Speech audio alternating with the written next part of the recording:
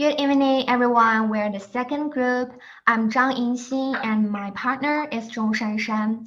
Today, we're going to share something about the poetry named "Because I Could Not Stop for Death," written by Emily Dickinson. So first, let's get to know who Emily Dickinson is.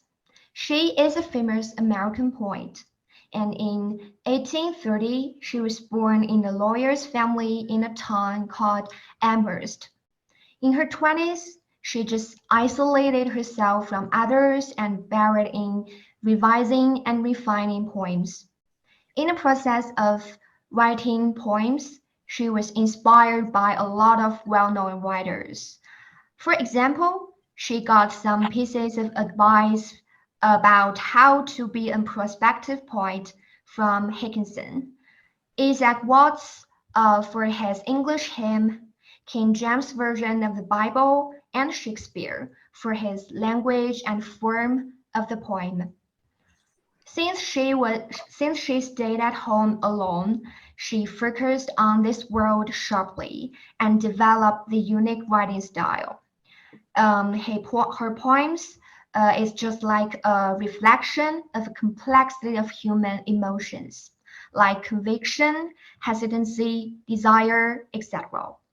And what's more, through her poems, she could communicate with her readers. And next, she is also a productive writer. Although most of her poems were unrecognized by the public at the time, only 10 of them were published during her lifetime. But after her death, her sister helped to publish a collection of almost 18,000 poems written by her. It is called Complete Poems. And one of the greatest charm of her poems is that she was really good at personifying abstract things like love, death, hope, and loneliness. So today, she is known as one of the pioneers of American modernist poetry in the 20th century. And next, we will turn to the historical background of writing this poem. This poem was deemed to be created between 1855 to 1863. During these years, she wrote the poems abundantly, and there were three possible points which brings this poem out. First, she experienced the death of those she really loved, especially her cousin, which led her a huge trauma. And second, in 1862, she suffered an emotional crisis. The married priest named Charles she really loved left her and went for California. And last, she is a Christian and she believed in God and afterlife in paradise. So all of these experiences brought her a lot of inspirations towards the topic of death and life. And next, I will draw your attention on the title of this poem, Because I Could Not Stop for Death. I believe that most of you will predict it. The speaker is a human being who seemingly has died. And he or she is not fearful and not desperate of it at all. And this short sentence is just like a sort of self-motivation to encourage the point to be calm and face with the death briefly. And what's more, we could find that the point maybe she or he has been prepared fully for death coming. And next, let's enjoy this poem together. And after I read it, I will give you a brief summary of it. Because I could not stop for death. Because I could not stop for death. He kindly stopped for me.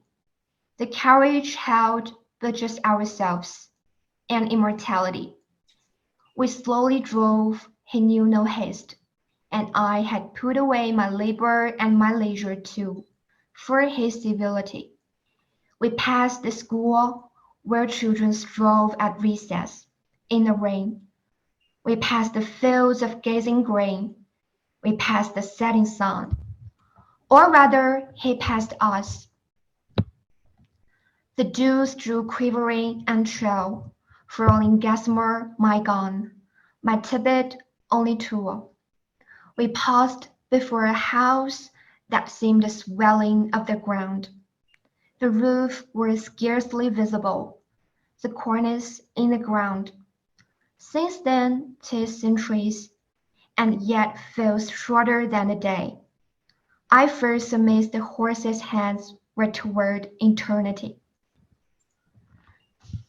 And here is a summary for you to get main content of this poem. It describes the speaker's journey from her life to death, guided by Death himself. In the daylight, Death pulls up and helps the speaker get into the carriage, taken to the afterlife. And then he drives along the road and the speaker takes notice of some people and scenes passing by. They drove past a school, fields, and the setting sun. The speaker is in the process of throwing away all the experiences in the lifetime and welcome the afterlife. And at dusk, the carriage arrives at the destination. It is a house buried in the ground partially.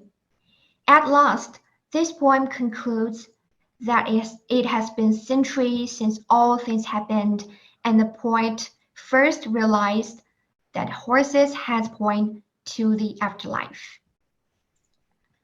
And next, I will analyze this poem line by line for you, and let's get to enjoy it again.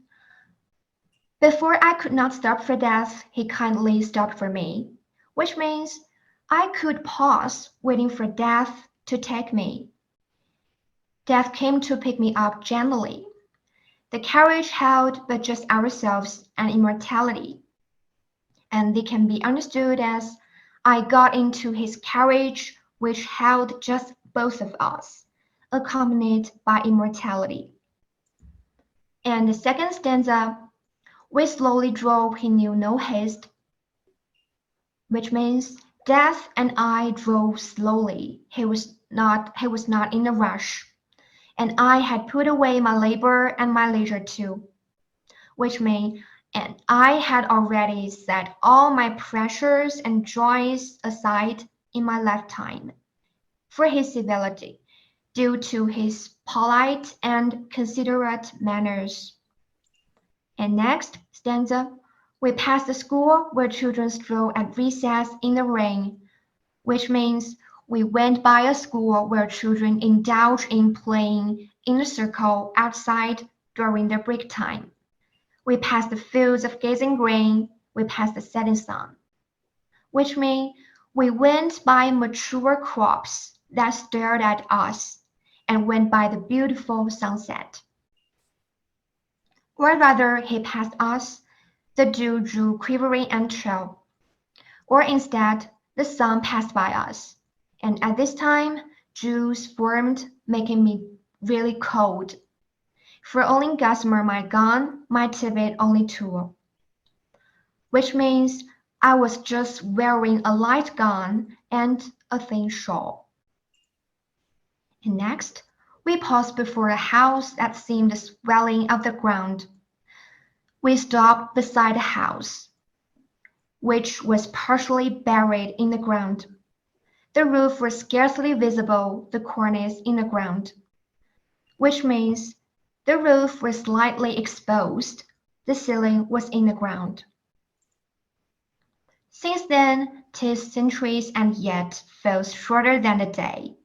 It's been centuries since all those things happened, but it seems like just less than a day. And the last two sentences can be understood by I was aware that the horse's heads, for the first time, pointed to the afterlife. So bye for now. I'm sure that most of you have had the general understanding of this poem. And in the next part of the presentation, my partner Shanshan will help you to explore it in more details. Now I'm going to introduce the speaker of this poem for you. We can infer from the dressing, gossamer gown, tippet too, mentioned in the poem that our speaker is a female, and this female speaker uses the first person pronouns in the poem, like I and my, to describe her experience with death.